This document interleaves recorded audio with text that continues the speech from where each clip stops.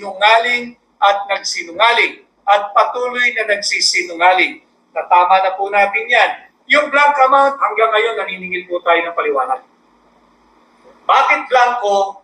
Sino ang nagpuno ng blanco? Meron ba tayong hindi nalalaman na existing fourth chamber or fourth house? At sino-sino ang bumubuo nito? Sapagkat pag may fourth chamber or fourth house, higit po itong makapangyarihan sa regular House of Representatives. Higit po itong makapangyarihan sa regular na Senadong ating kilala at nalalaman. Sapagkat sila po ang may kapangyarihang nagpuno nito. Kahit po wala silang kapangyarihan sa ilalim ng saligang batas, nalagyan po nila ng halaga ng 100 bilyong piso para mauwi tayo sa 6.32 trillion pesos na taunang budget. Babanggitin ko uli tanungin niyo po yung inyong mga anak na nasa elementary. 1 plus 1, kayang-kaya nilang sagutin yan. 2 plus 2, kayang-kaya nilang sagutin. Mag-advance po tayo. Kung may anak po kayo sa kolehiyo, o kaya kayo na mismo, o kahit yung mga magagaling sa science, yung magagaling sa math, yung mga henyo, tanungin lang po ninyo sila, basic question, kung talagang magagaling itong mga to. 3 plus blank, alamin po niyo kung anong sasagot nila. 3 plus blank, baka sagutin kayo, 3 plus blank, ang halagang lalabas sa bibig nila ay 6.32 trillion pesos. Ganun po nangyari para simplihin po natin ang paliwanag dito. May nabasa po ako, slam dunk ang ebidensya. Slam dunk po talaga ito. Hindi pwedeng itanggi. At ulitin ko may mga, yung isang nagsasalitang kongresista, akala ko ba'y miyembro ka ng Makabayan Black? Bakit hindi ka nanguna sa paglantad nito? Nasaan ang puso mo para sa bayan? At hindi mo man lang ma-acknowledge na ang naglabas nito ay si Pangulong Rodrigo Roa Duterte. Sumasakay sa issue dahil ayaw maiwan sa pansitan. Wala namang masama ron. Lahat ng Pilipino dapat pag-usapan ito. Subalit, tanungin din natin siya. Bakit hindi mo nakita ito? Mambabatas ka Kamo, miyembro ka ng Makabayan Black Bakit hindi mo nakita ito? Hindi ka rin ba nagbabasa ng mga pinapasa ninyong batas? Bakit hindi mo nakita ito? At kung nakita mo ito, bakit hindi ka nagsalita? Bakit hindi mo linabanan? Bakit hindi mo kinondena? Bakit hindi mo kinontra? Sisingilin ka rin namin sapagkat hindi ka totoong ang puso makabayan. Yung miyembro ng Makabayan Black, salita ka ng salita. Bakit hindi mo ito kinondena? Bakit hindi mo ito inilabas? Bakit ngayon ka lang nagsasalita o hindi inilabas ni Congressman Sid Umar at ni Pangulong Rodrigo Roa Duterte? At doon naman sa mga propagandista ng Malacanang, ang kondinahin po natin ay yung malisyoso at kriminal na fake news. Tama. Kaya nga po tinutama natin, tinutuwid natin. Sinesentro natin yung usapin at usapan. Subalit, do not shoot the messenger. Bakit ninyo sinisiraan si Pangulong Duterte? Inilabas na nga niya yung kanyang slam dunk evidence na talagang hipit sa korupsyon ang 2025 budget. Ituwid po natin, huwag tayong magpagamit. Itong mga propagandista ng Malacanang, ito pag-usapan natin. Ang tanong, sino nagpuno nito? 1, 2, 3, 4 na tao? Ano ang otoridad ng 4 na taong yan na punuan nito? Wala ko kasi talagang kapangyarihan. Pag lumabas na sa Kongreso, hindi pwedeng pakialaman ng Executive Department kahit 1 sentimo sa naging panukala ng Kongreso.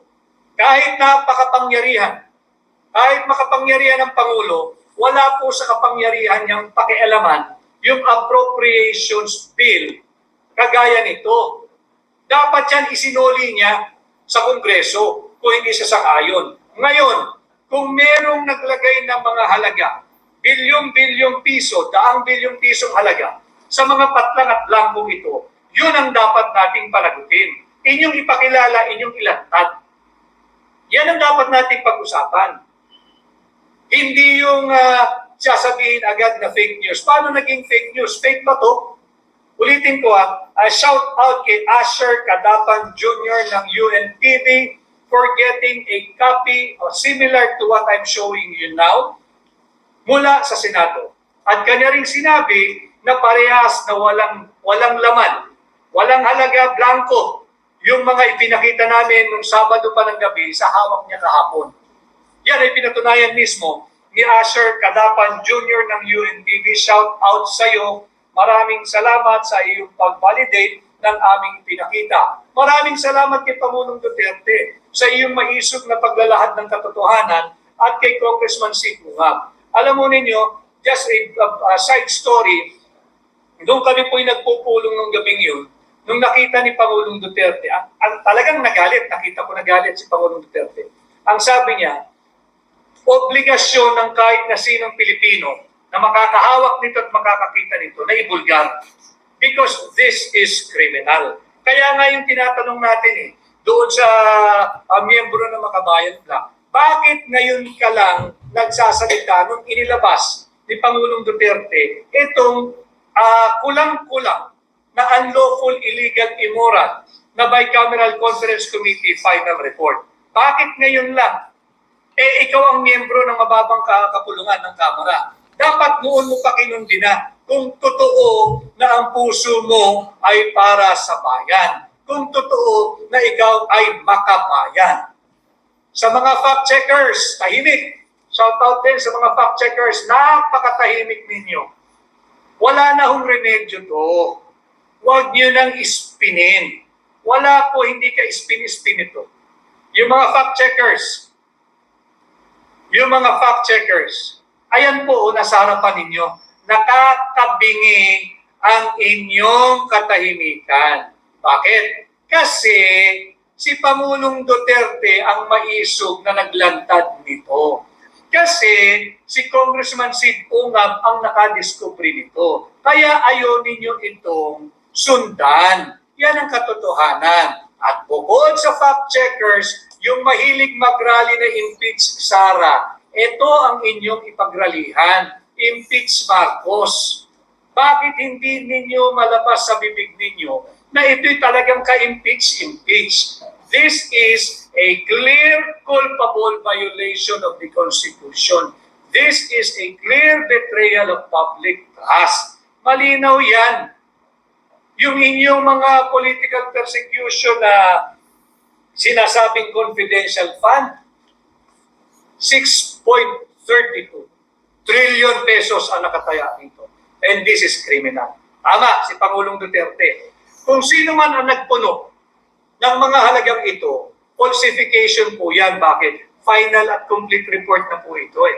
Ibig sabihin, kung sino man ang susulat dyan, sundan natin yung nagiging palusot ng isang senador na pinasilip daw niya sa kanyang mga staff at siguraduhin walang blanco. Kung mga staff ninyo ang naglagay ng halaga rito, criminally liable ang mga staff ninyo. Bakit?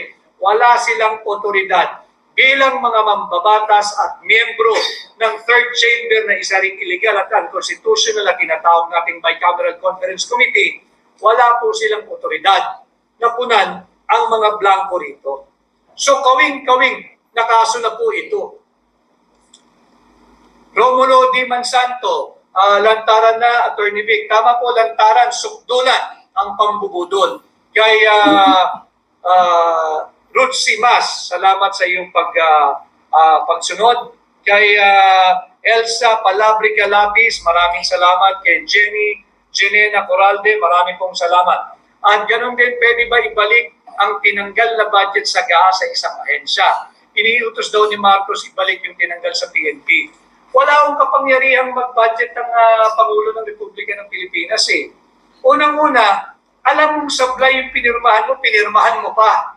Kaya nga yung panawagan noon, dapat ibinalik mo na lang, binito mo na lang at nag-operate ka na lang sa isang re-enacted budget. Although, yung 2024 budget to, unconstitutional din yun dahil mula sa original na panukala ng Executive Department na 200 billion plus lamang ang program appropriation, nauwi ito sa around 800 billion. Bakit? Tinira na naman Kinana na naman, binaniobra na naman ng Bicameral Conference Committee noong 2024. Pero mas malala ho ito. Higit na po silang tumapang with impunity na. Wala na.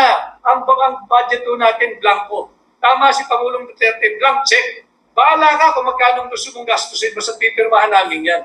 This is akin to or similar to issuing a blank check. Ito pong katotohanan.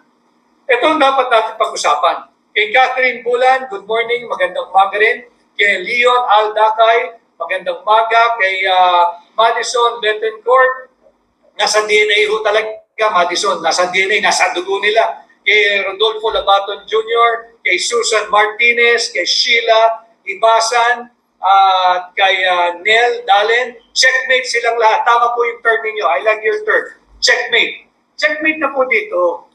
Yung mga fact-checkers, do something for the country. Minsan naman gumawa kayo ng kaunti para sa bansa. Do your fact-checking. Gumawa naman kayo. Para sa bansa naman. Para sa bansa naman. Lantaran na po tayong linuloko eh. Lantaran na po tayong binubudol. Araw-araw tayong binubudol.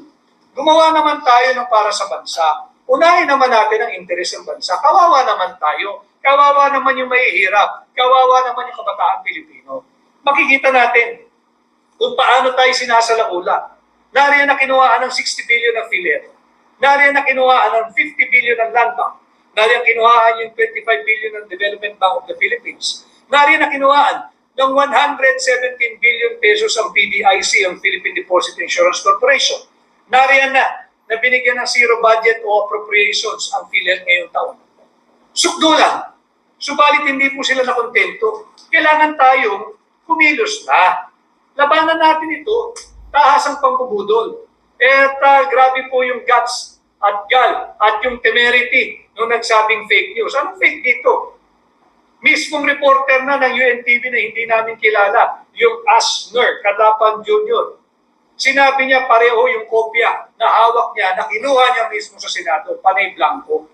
Hindi kakayaning ipaliwanag ito legally. This is criminal negligence in full display. At kahit na sinong mambabatas, ang sasabihin hindi niya nakita, hindi mo nakita. You were not doing your job. You were not faithful.